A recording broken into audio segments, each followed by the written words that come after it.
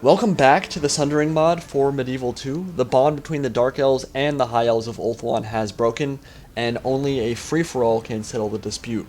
For some reason the Tomb Kings are here as well. They're a long way from home, not sure why, but I'll be playing as Caledor today, the Kingdom of Dragons, and leading my army, Caledor the Conqueror, the third Phoenix King, accompanied by his White Lion bodyguard. In the rear of my army, the Dragon Lords of Caledor, two massive dragons bereft of riders for some reason in this mod, but they're extremely expensive to field at 10,000 gold crowns. We shall see if they're worth the money. On my left flank, the Silver Helm's traditional High Elf cavalry, and of course, the Dragon Princes of Caledor, some of the most badass cavalry in all of the Warhammer universe. And on the hill, overlooking the Dark Elves, I have some repeater bolt throwers that are going to be shooting down at his army. My main army is going to be moving down into the center of this battlefield, but definitely wanted to leave those bolt throwers up there. We can see some Dark Elf army right now, the Cold One Chariots. Chariots are actually really good in this mod, can do quite a bit of damage on the charge. Some Cold One Knights and some repeater crossbow Dark Riders, some Dark Elf Warriors, and of course the Witch Elves of Cain. War Hydras have made it to the field as well. They're going to be some monstrous units that can do quite a bit of damage. Very scary and expensive units. Some Druchii slaves pushing the repeater bolt throwers for the Dark Elves, and of course the Black Guard of Nagorond. Some badass cosmetics rocking there in the back. And moving down the Dark Elf line, we've got some more Dark Elf Spearmen coming up here. See what else they're doing. They've got some more Dark Rider, Dark Shards, and more Cold One Knights, and some Chimeras or Manticore Riders over on the left flank. For the Tomb Kings, we've got some Skeleton Spearmen up front. The meat shields are going to be soaking up a lot of fire from the Dark Elf and Caledor armies. Some Ushabti with great weapons, and some Tomb Guard moving up here with their halberds. Some Ushabti with great bows. They're going to be shooting more like artillery pieces than regular bows. Their missiles can kill multiple characters in one shot. Some Skeleton Horsemen here in the back for the Tomb Kings army, and some more Ushabti with great bows. And then over on the left flank, more statues, Ushabti, and the Tomb Kings, or the Tomb Scorpions, which can actually do quite a bit of damage on the charge and disrupt enemy formations really well, cause fear. Much of the Tomb King army will cause fear. So at the beginning of this battle, I saw the Cold One Chariot, and I actually had no idea that it was Gorguts' general, so I was like, I'm just going to shoot it. It's the unit that's closest to me, and actually, like, 5 seconds into this battle, I'm actually going to kill his general, and that's going to be a big morale blow to the Dark Elf army before they've even gotten into combat. So that was interesting. I had no idea. I was not trying to snipe his general at all. It just happened to be his gen, and I killed it really early on with some repeater crossbow bolts. So that was interesting.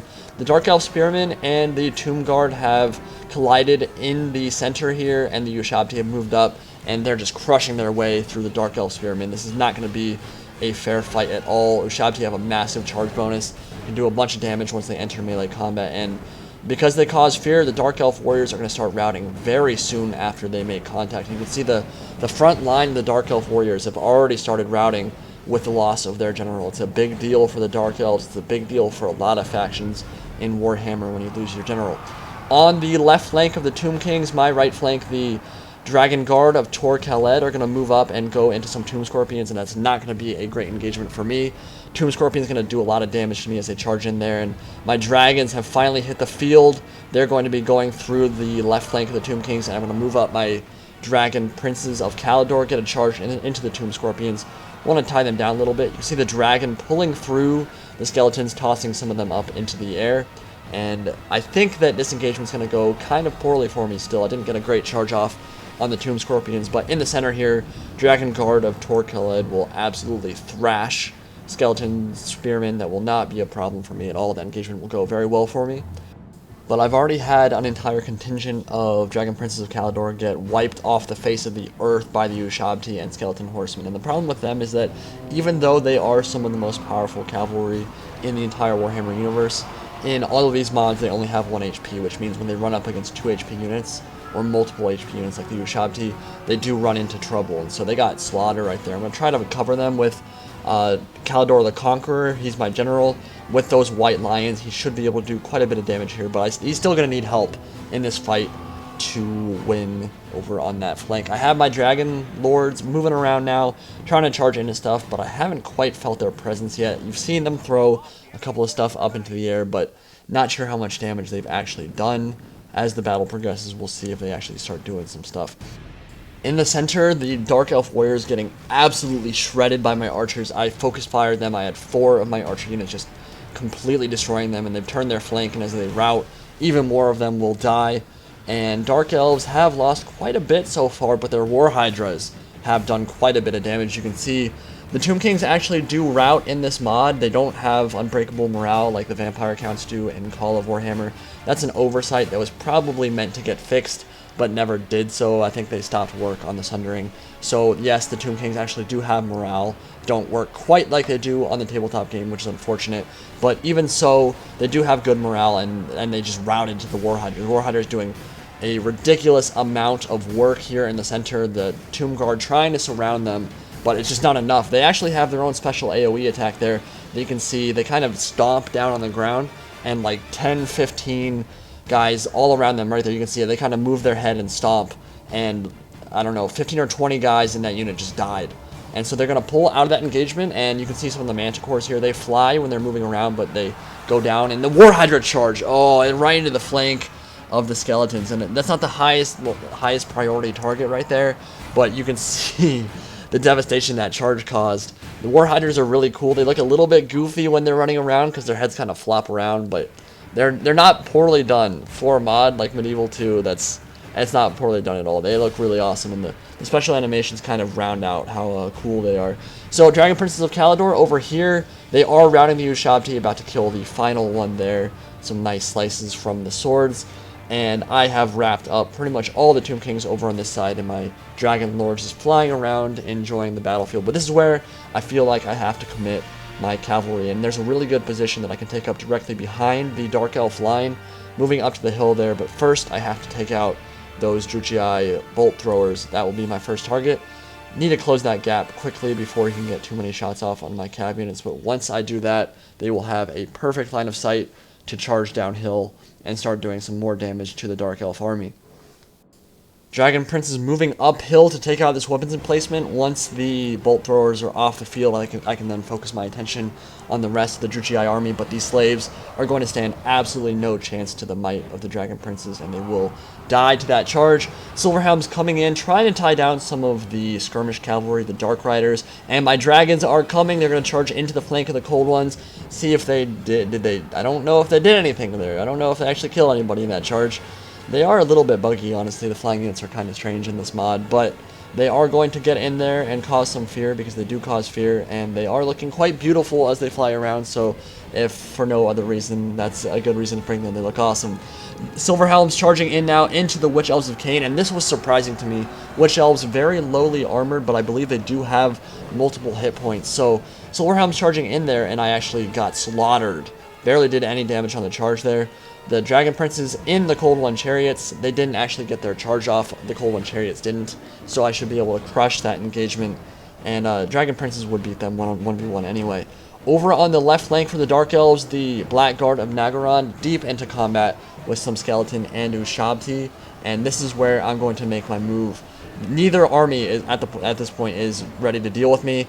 Huge charge from the Dragon Princes of Caledor through the Skeletons, going to do a bunch of damage there. And then the Dragon Guard of Tor Khaled moving up into some Dark Elf Warriors and the remnants of a Black Guard unit.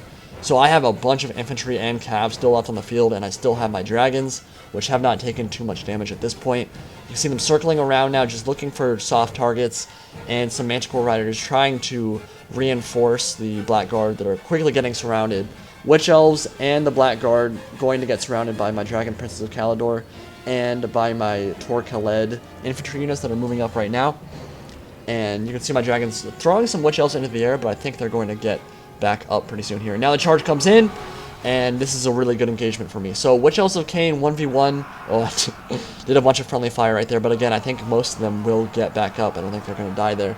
But Witch Elves of Cain versus the Dragon Guard of Tor Khaled, that's an interesting engagement. Both are quite good melee units, but Witch Elves of Cain are actually better in this mod. They just have less armor, so they're a better flanking force, and they're a lot faster. But 1v1, I'm not actually sure who would win that engagement. Some of my archer units now engaged into melee with the Black Guard. This is not going to go well for me, but I don't really need it to. I just need to tie down the Blackguard so that my more powerful infantry units have time to take out the Witch Elves. Still have my cavalry charging around with impunity into some Blackguard here. This is not the best engagement for them because they are halberd units. They will slaughter a bunch of my Dragon Princes, so I don't want to leave them in too long. You can see I've already lost 4 or 5 guys in engagement that I probably shouldn't have taken to begin with. Gonna pull out pretty soon here when I noticed that those were... They were very depleted, so I kind of wanted to charge them, but it's not going to work out too well. Need to pull out in that engagement. And Blackguard will beat the Dragon Guard, no question. Blackguard are a better unit, and they do have halberds, so they have better animations as well. They are outnumbered, but they're still going to be able to cut through, and I love their cosmetics in this mod. They look gorgeous. They look so cool. Completely black armor, just how I imagined them when I heard about them for the first time. So, some more charges in the back here. Tor Khaled moving into the back of the Tomb Guard, completely surrounding the Dark Elves and the Tomb Kings. And this engagement over on the side, there's no hope for either the Dark Elves or the Tomb Kings as my more infantry moves up, and I also have another Dragon Prince moving up as well. There's just no hope for anything over on this side. This engagement's going to go really well for me. Great rear charge into the back, and I should be able to slaughter pretty much everything over here without too much trouble. You can see the balance bar now. Tomb King's army is mostly gone, and the Dark Elves do have some units left, but not a whole lot. I kept my cavalry alive for a while, and that was a big deal when you have cav left over at the end of a battle in Medieval 2 or Total War Attila. That's a really big deal. They can kind of just charge stuff with impunity. You can rear charge, pull out, rear charge, pull out. That sounds very sexual, but you know what I mean. Those charges are just devastating once units are already depleted. And I'm going to kill the Tomb King General as well. And things are going really well for me, and balance bar shifting ever more in my favor here. So the Tomb King's army has completely routed at this point, and that means I can bring all of my High Elf forces to bear on the Dark Elves. You can see just my numbers are just completely swarming the remnants of this Dark Elf army.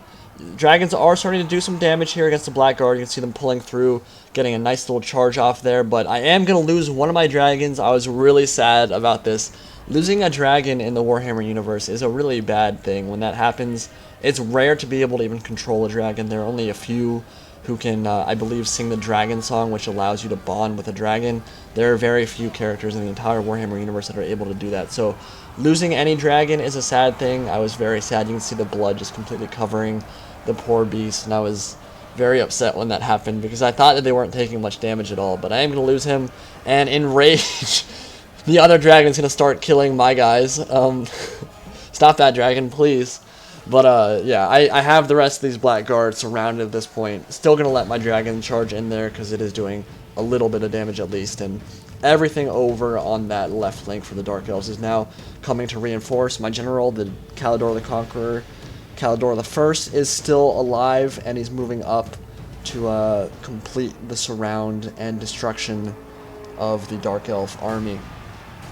Decent charge here into the rear with the Dragon Princes, but gonna need to do multiple charges. And you can see, I mean, they barely even got into combat, and a couple of Dark Elf Blackguard turned to face them and just killed 3 of 4 of the Dragon Princes really quickly.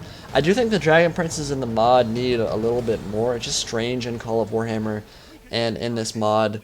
Like, their stats are amazing, but just the fact that they're 1 HP units, they still die insanely quickly sometimes, and it's weird to see warriors that are that powerful get slaughtered in the way they do sometimes. I don't know. I mean, it's not a big deal that they die, but it's just weird to see a unit that heavily armored just get slaughtered sometimes.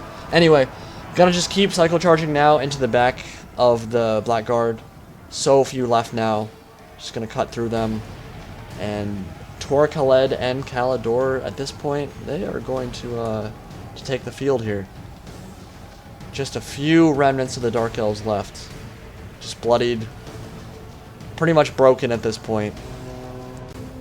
But one final hammer and anvil from the Dragon Princes of Caledor should put a seal on their fate.